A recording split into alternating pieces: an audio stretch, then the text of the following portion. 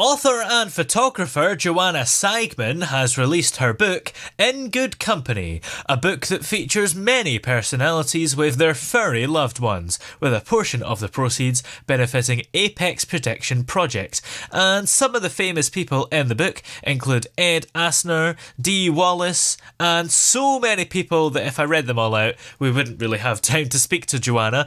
But she's on the line with us here. How are you doing today? I'm great. Thank you, Toby. Thanks for having me. Hi, everybody. What was it that inspired you to create this book and come up with a concept? Because I don't think it's anything that's been done before, or it's not anything I've seen anyway. Thank you for saying that. You know, for years, I've been doing searches of pet portraiture, and truly there is nothing like this because these are not your typical pet portraits. These are pet relationships. These are these, voyeuristic moments between owners and pets that captures the connection between them, the love between them, what makes their relationship unique and special from everybody else's dog and, person and dog, person and cat, person and, alligator or whatever the pet may be, right? Yeah. And it all started really, it was such a small little moment when I was, my professional photography career kind of started in the aftermath of breast cancer in 2007. And chemo kind of altered how my brain worked. And I could no longer write. I used to be a writer. I just couldn't access the words. I couldn't remember them to tell the story. But I realized that if I got a picture in my head, I could remember that just fine, and I could recreate that out in life. And so one day, a friend of mine asked me if I could do their headshots for them, for their acting. And when we were wrapping up the session, their dog came in, and she asked me if I would take a picture of her and her dog because it was really old. She didn't know how long it was going to be around for. And I said, sure, no problem. So the dog couldn't get up, and I was trying to take pictures of her in the chair and the dog on the floor. And I'm like, this isn't working for me. How about you just get down on the ground and, I can get you two together. And then I got down on the ground with them to get the right, angle. And all of a sudden there in my camera, this relationship started to happen, and this magic. And I'm like, oh my God. And, my brain exploded. And I said, I want to do this for the rest of my life. So that's what these pictures are. These pictures are about that, about what happens when a person is in the presence of their pet, and not just next to each other, and, not just a representation of the two of them, but their actual relationship. What was that process of capturing their relationship? Because all the pictures are perfect, and it doesn't feel like a picture. It feels like a moment in time, like you're watching them. It's not posed. Exactly. Well, some of them are, like the Asner one is most of them are not them looking at the camera, right? So It's not posed in that sense. A lot of work goes into creating these concepts because I don't show up at somebody's house with my camera and lights and get this. What happens, there's a lot of work that goes on before I even book the session. And I ask them a bunch of questions to get an idea of what relationship is like, what do they like doing together, what are the person's hobbies, because we generally know what a pet owner does, right? Because they're public, right? But I instead want to get something that's a little bit more personal and how that relates to their pet. And once I get the concept, then we book it. And that's the hardest part. That's why it took so long to do this book, because these people are really busy. And I need to, you need to get with their calendars, and their calendars are like 6 months from now. I'm like, okay. Yeah. So once I show up, it takes me 1 hour from the moment I drive up to the moment I drive away. And that it happens that fast because I know exactly what I'm going for. And it's also a matter of really calibrating my energy to that of the pet, because I don't want to impose myself on the moment. I want this to be their moment. And so in order for that to happen, the pet needs to see, just another piece of furniture in the room versus, a new person to play with, because then I become the center of attention, and I don't want that. And so it's a big energetic thing with me, which we can talk about later if you want. And how easy was it to get celebrities involved? Because, were they open to it? Because if you ring somebody up or their agent or whoever and say, I want to take a picture of you and your dog, they might be like, what? Hi, Beyonce, how you doing? Yeah. It started out very small. Living in Los Angeles, I think everybody has a notable friend in their close relationships, and you ask them to help, and they'll pose in the picture, and then. But for a long time, I was doing these for a long time before I started on the notable people, and I use notable versus famous because a lot of the people in the book are at the peak of their career in their field, and their names would be recognized anywhere by people in the field, but they may not be household names to people who don't follow astronomy or jewelry design or that kind of thing. So my website is johannasigman.com, and on that site you can see a whole bunch of other pet portraits because I do them with people who are not notable, just average people like you and me. Yeah. And I it's not like I pull any punches with people. All the portraits are just really wonderful, and I'm thinking of coming out with a average person's portrait book with because so many of them are so wonderful. But that's what I do when I'm finally put in contact with someone. I send them a link to the website saying you can check out my work to see what it is that I am doing. And more often than not, the answer is yes, because they, like you, see that these are just not your average pet portraits. These are an encapsulation, a time like a time capsule of their relationship. And everybody wants one of those with the thing that they love the most in the world, right? Other than their children, or maybe more so, I don't know.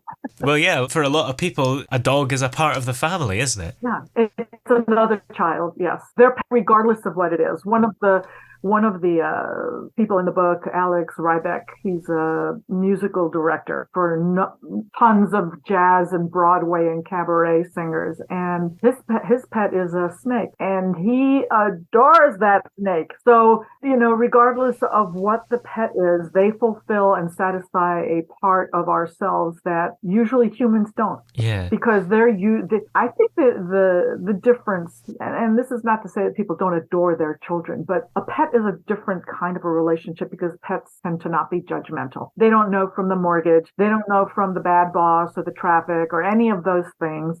And they look at you with love, and all they want from you in exchange is love and a treat or food, and that's it. So you can go to them with all your problems and not get a judgmental, side eye thing. It's like, you did what?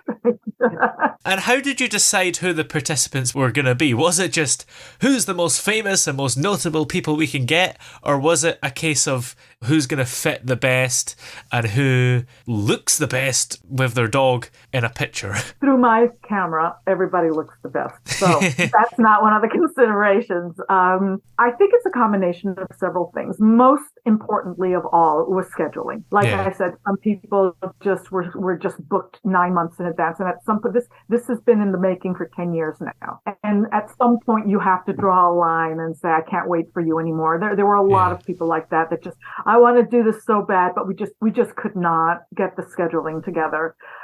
This is the first of what I hope to be a series of books, notable podcasters and their pets, notable athletes and their pets.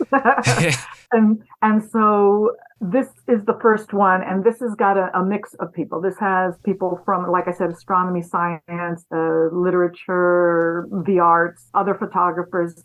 So it's a real combination of different fields of endeavor that these notable people all populate. And how do you hope that the book, In Good Company, will impact the reader's relationship with their own pets? I don't know that it'll impact their relationship with their pets as much as I hope it will impact their relationship with other humans. One of the things that I really wanted to have this book accomplish was to humanize each other. We're in very politicized times right now globally.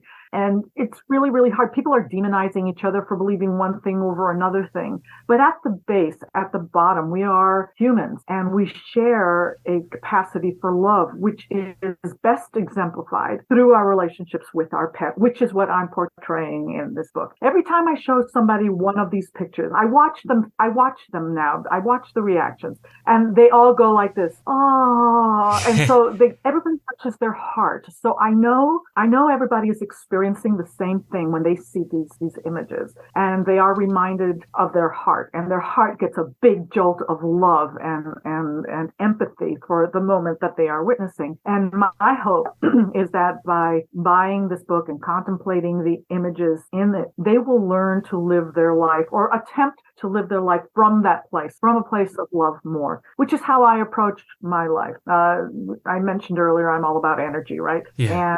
And in my belief is that if you go through life through your heart chakra, through expressing love and compassion and understanding and patience, that is what comes back to you. Your energy is reflected back at you. Whereas if you go through life angry or judgmental or hatred or with that energy, that is what will be reflected back to you. That is what your life will be filled with. So with this book, I'm giving you a tool to practice living and experiencing each other from a place of love. Yeah.